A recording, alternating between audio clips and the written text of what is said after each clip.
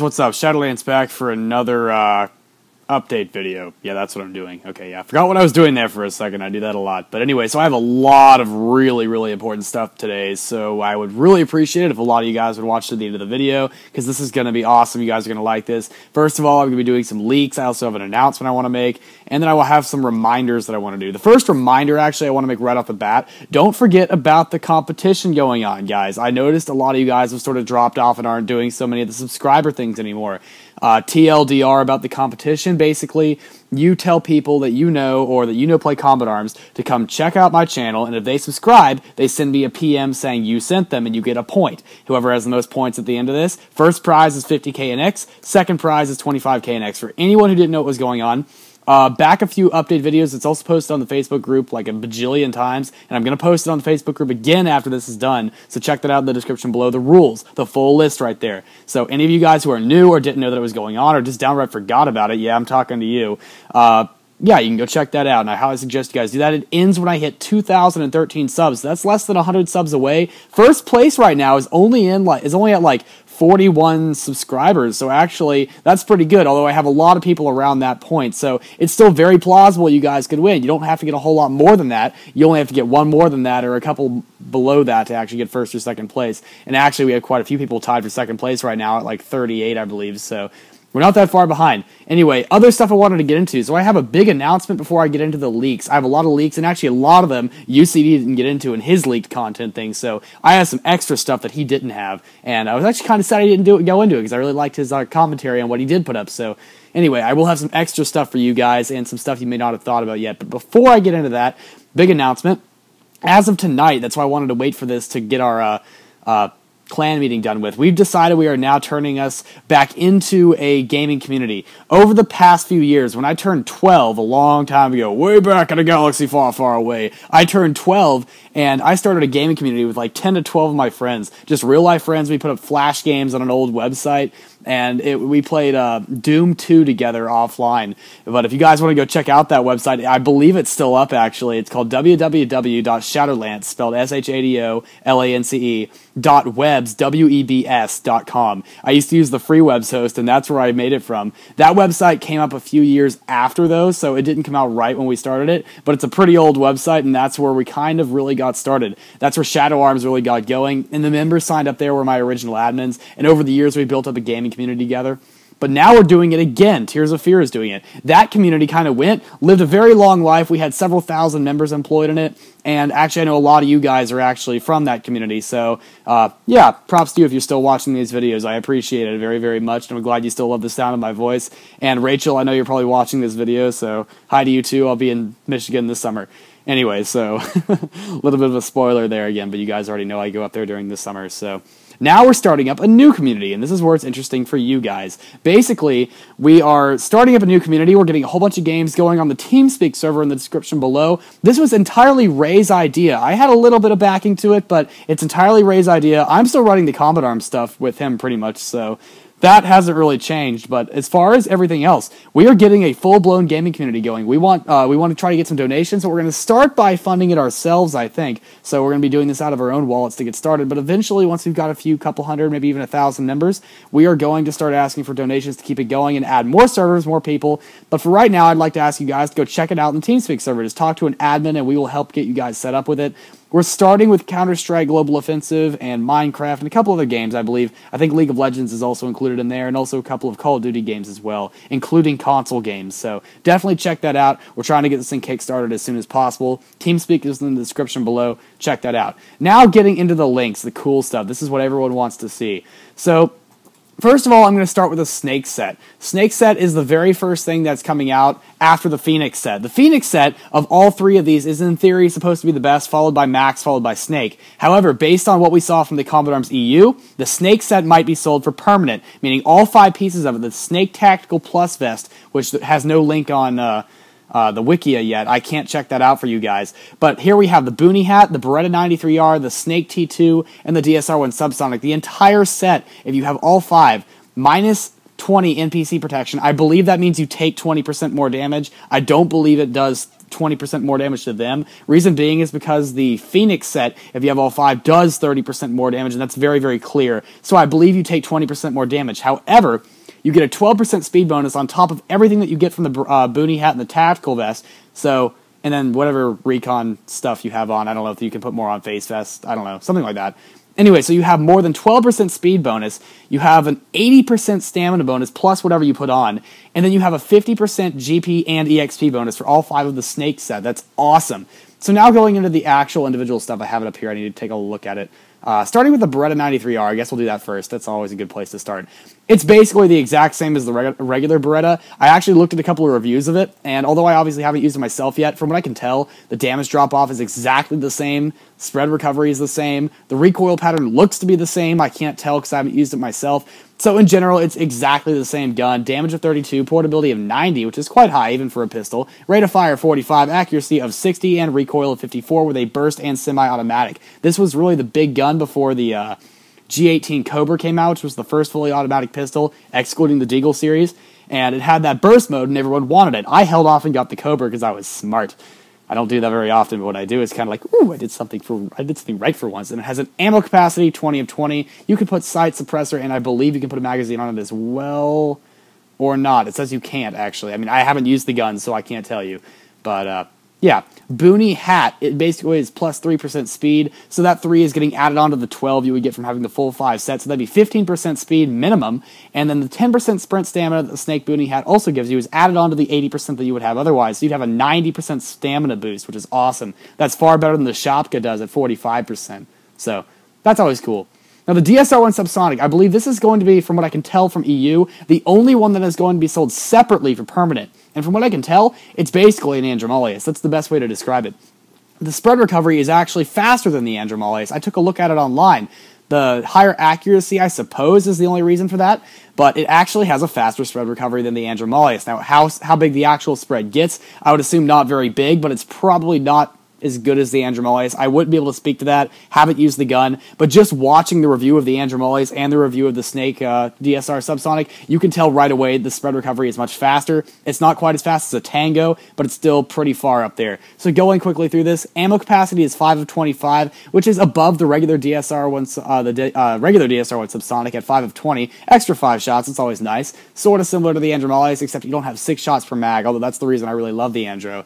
Then we have a damage of 100, obviously. The silencer is always nice, and that's good because the Nemexis DSR, which this gun is modeled off of stat-wise, this actually has the silencer. So it's basically a better version of the Nemexis, which is closer to the Andromalius than the Nemexis, which is kind of cool. The portability is the same as all other DSR variants, excluding the Andromalius at 45. Rate of fire is 11, once again, same as everything but the Andro. Accuracy is 99, which is 1 point above the Andromalius, which is actually kind of nice, which makes me think that the actual spread might be slightly smaller than the Andro. However, the spread recovery is definitely faster. That's on par with the Nemexis DSR. Just the Nemexis DSR. It's right on par with that. They actually have faster spread recoveries than the Andromalius. Fun fact right there. That makes them better for quick scoping, and you don't need to quick switch between them because these guns actually have quite a long draw rate. Although the Andro and the Snake DSR with Subsonic have the fastest draw rates of all of the series, so keep that in mind when using this weapon. The recoil is still a 58, I do believe. It's bolt action. You can only put a magazine on it. Now, I know that took a while, but I really love the DSR series, so I had to spend some time on that. Anyway, and finally, we have the T2 for the Snake. This is another one that's basically completely pointless. This gun's going to honestly not be that good. It just looks kind of cool, but you can put a suppressor scope and magazine on it. It's fully automatic. Damage is 36, portability 88.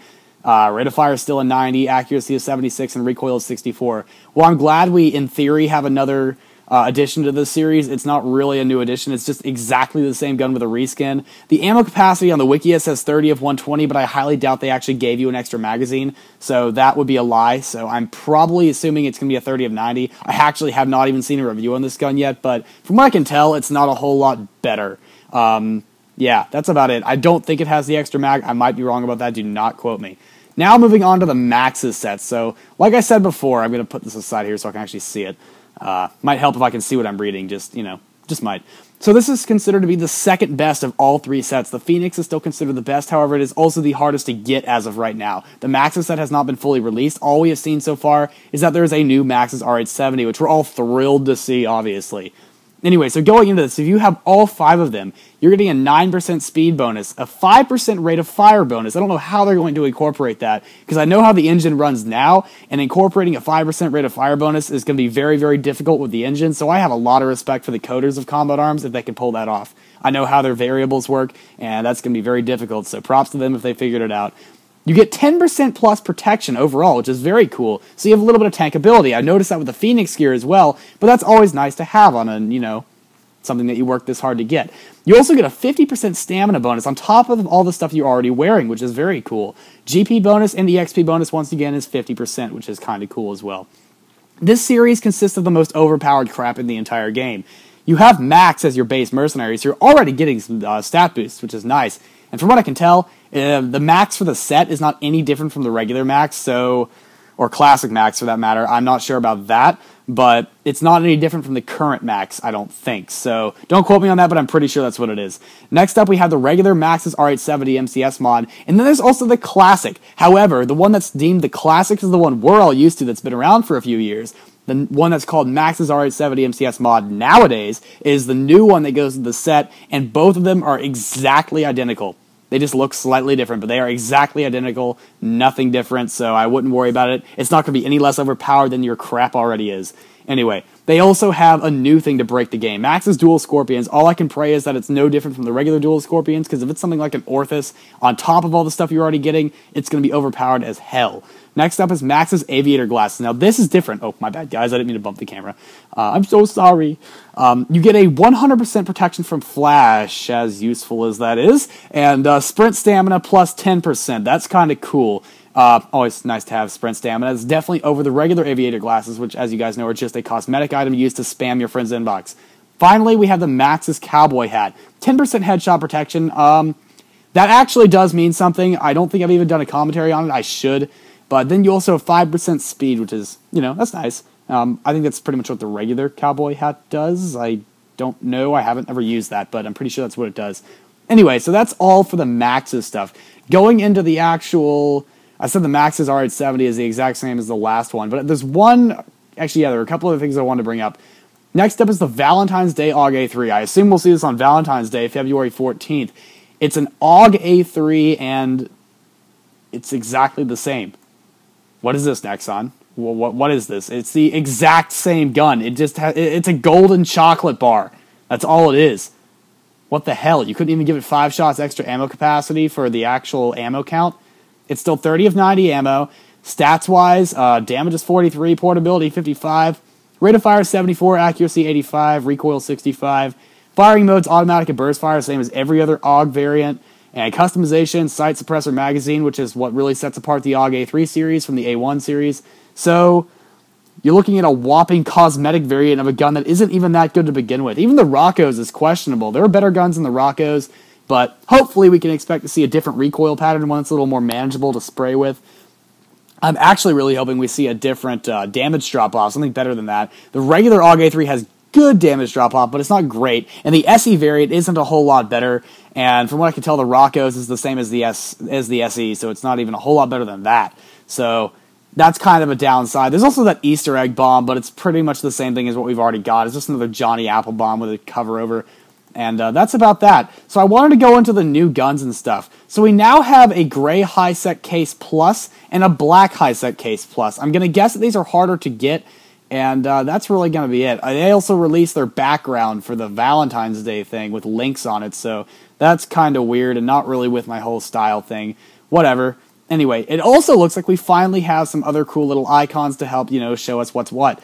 We have an image item loading thing, so we know we don't just crash from the game when we click on something, because sometimes when you click on your inbox or an item that you want to view, you'll actually crash out of game, and it's kind of stupid. It just happens when you have a bad internet connection, but it looks like this will tell you when it's actually properly loading, which is kind of cool. Also, we have something to do with voice chat in the game lobby. It's a 1, 2, or 3 star. I'm going to guess it's how active their voice is and how good their connection is with Vivox. That's my guess. Can't really tell you much more than that. We also have this little icon called, it's a cup. It says cup only. I have no idea what that's supposed to mean, but we also have possible weather indicators on choice maps, like cloudy, rainy, snowy, sunny, night, and foggy. So my guess is like Rattlesnake would have night, but it wouldn't have any of the others. It might have cloudy, but Dark Forest obviously would have cloudy. Snow Valley would have cloudy or maybe foggy. It definitely have snowy, but snowy would only count on Cold Seed and Snow Valley, so that's kind of limited. Rain, however, would be on Dark Forest, and sunny on pretty much every other map in the game. So that pretty much sums up that. The only last thing I want to bring up is that we have this Valentine's Day case thing. I saw it otherwise on UCD's review, and I saw it on a few other things as well, but it looks like it comes with the new grenade and the new AUG A3, and I believe it might come with some other stuff as well. But that's all I really have for the whole leaks thing. So I wanted to go into the black high-sec cases that UCD didn't go into, and all the new icons that we have. So that's very, very cool.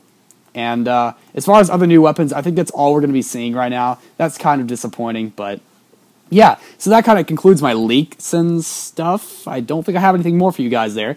But I did want to show you guys something. I finally played Deadwater for the first time, and I recorded my second game playing. I did very, very well in both games, but I actually trumped all of my clanmates who were playing with me, and I wanted to show you guys a picture of it. This was the very first time I was playing it. I hit 21 level max within the first 5 minutes of playing.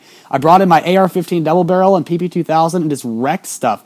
I had the highest number of kills at 386 with only 6 deaths, where the next lowest number of deaths was 10. However, I didn't get any samples because I had no idea what I was doing, and my best record kill was 21, which was one higher than Shadow Kira, who came in first with only 20.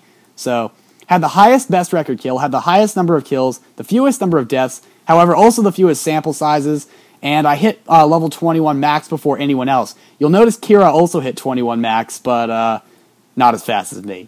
And also, I did have the longest lifetime by a metric crap tons, so the next highest was Project Zeus, coming at 1649. I had 20 minutes and 2 seconds. I actually beat that on my second time playing. I got 24 minutes and 26 seconds, so that was cool. Basically, everything was better on my second time around, except that I, didn't come in first still.